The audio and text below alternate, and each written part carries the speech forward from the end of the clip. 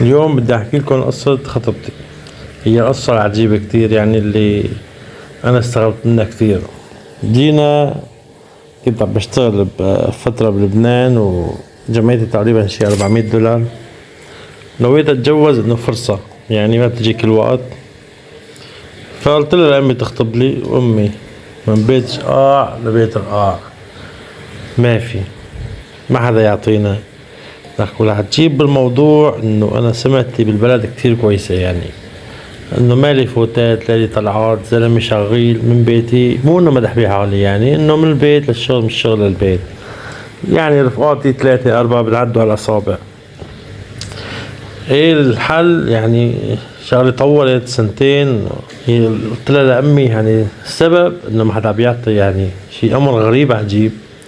قالت لي الظاهر يا ابني يا مكتب لك سحر، يا في حدا عم بخرب ورانا. قلت لها سحر انا ما بآمن بهالشي، يعني ما حدا اخذ شي من اثري او شغله او عمله، وما بآمن بهالشي، يعني ما بعرف سحرة حوالينا ومن الحكي هاد. قالت لي ما بعرف. قلت لها الخطة انه انا اخطب بالسر. قالت لي حدا بخطب بالسر؟ قلت لها إيه. نخبر اهل العروس انه احنا نخطب بالسر. على كتبان الكتاب او العرس نعزم العالم قرايبيننا بيسألوا عننا. من هون لهون امي ركبت الفكرة براسها، عم ندور على عروس ما حدا يعرف من قرايبيننا، وانا هون ميلل. يعني قلت لها لامي ايش رايك نروح عملنا زيارة لخالتي. بقى خالتي بعيدة عننا مسافة منيحة، تقريبا بالسيارة شي ساعة ونص ساعتين.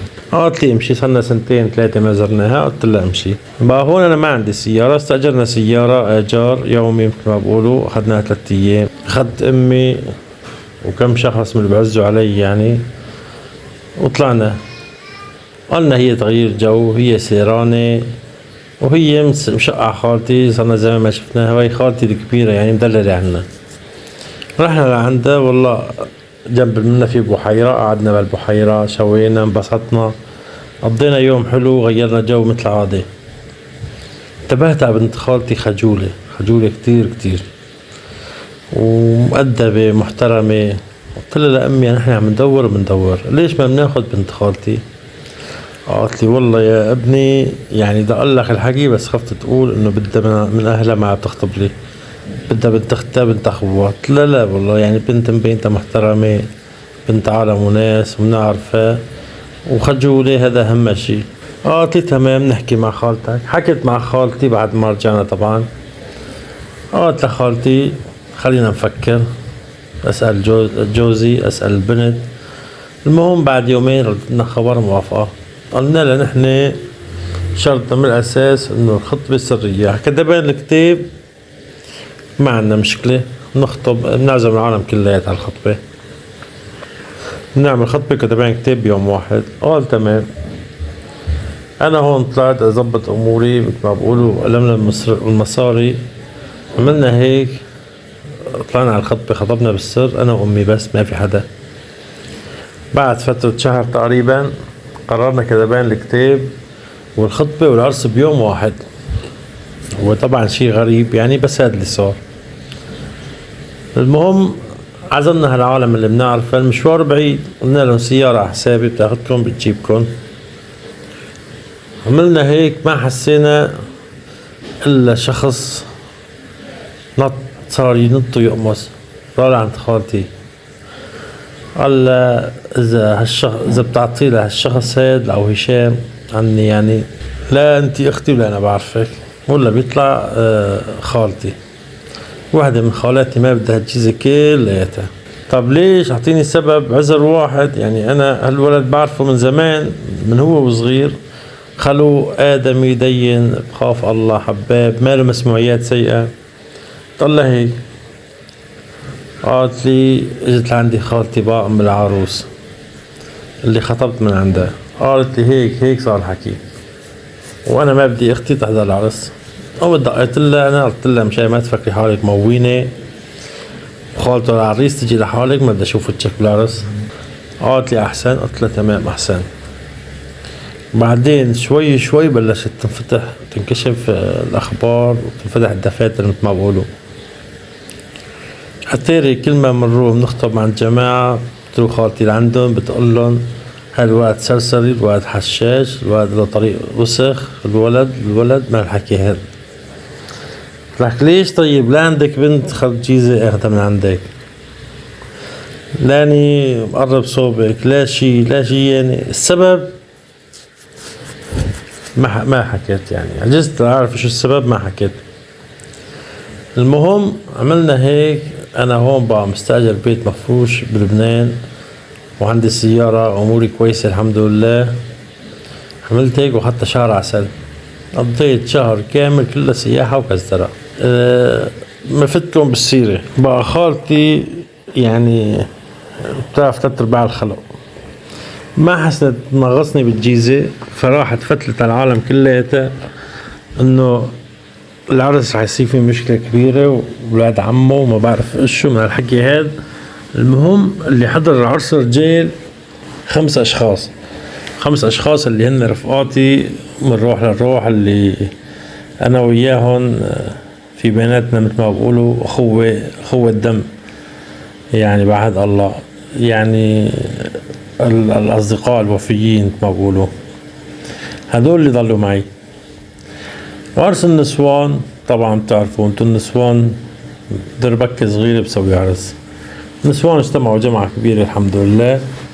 المهم العرس تنغصت فيه، ما حضر فيه 4-5 زلم بس، قلنا نيسا. المهم طلعنا على لبنان وعملنا هونيك شهر عسل مثل ما قلت لكم، انبسطنا ورجعنا قعدنا بسوريا فترة. بسوريا الوضع ما في شغل، كانت بداية حرب، انا تجوزت بال 2012 والدنيا قايمة قاعدة وما في حركة، والتجار كلها ضبطت مصرياتها وشدت برات البلد، وبس التجار شدت برات البلد خلص يعني ما ضل سيولة بالبلد.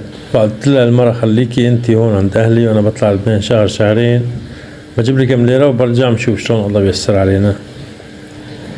بقى انا هون نزلتها بسبب انه صار مشكلة على الحواجز، يعني صار الحواجز مشكلة بالطلع والنزل كتير. عرفت المرة وطلعت، انا عمال بشتغل ما بحس. الامي بتدق لي مبروك خير، قال لي مرتك حامل، بضب اغراضي وبرجع. هون صار لي تقريبا شي 3 اشهر بلبنان. طبعا هون انا عريس كمان يعني 2-3 يعني تجوزت 2-3 قعدت بسوريا بعدين طلعت على لبنان، فقدت الامل يعني على اساسها بظبط الوضع انه ارجع اجيبها معي على لبنان. ننزل على سوريا، بقعد بسوريا كمان فترة ما في شغل ابدا، بقعد بضطر اخذ مرة وارجع اطلع على لبنان. طلعنا على لبنان، بقى انا بلبنان اللي عالم اكتر بكتير من مالي بسوريا لاني شبه ربيت بلبنان. اشتغلت هنيك ومشي الحال الحمد لله، وجاني اول صبي حمودة، جاني هنيك كانت احلى ايام حياتي. عملنا هيك بعد ما اجى حمودة بدنا ننزل نثبت الزواج، انا ماني مثبته لسه. نزلت ثبتت الزواج، اخذت حمودة والمرة ونزلنا على سوريا. كمان حاولت من هون الوضع بلبنان بلش يتأزم، ما مشي الحال، فقلت أزبط شي أطلع تركيا. هون قضيت تقريبا شي 1.5 سنة، بس 1.5 سنة اللي قضيتها بسوريا كانت أيام الدواعش. دخان ممنوع، حلاقة ممنوعة، حلاقة دقن ممنوعة، حلاقة شعر ممنوعة، صار منظري مثل الغول. ايه نطلع على تركيا يا مرة، شلون الوضع، ايش نسوي، ايش نعمل، نتشاور انا وياها. فقينا اضبط شي، وهون كان الدواعش مانعين اي حدا يطلع من خارج سيطرتهم. حطيت هالمرة والولاد، المرة وحمودة، يعني ما كان عندي ولاد كتير غير حمودة، حطيتهم على الموتور وبلشنا قلنا يا رب. صرنا وين في طرقات فرعية من هون نسأل لحتى وصلنا على حاجز. فجأة ضربت الطيارة، شوف الأشلاء معبية الدنيا. الحمد لله أنا وحمودة والمرة ما صارنا شي، كنا بعاد شوي.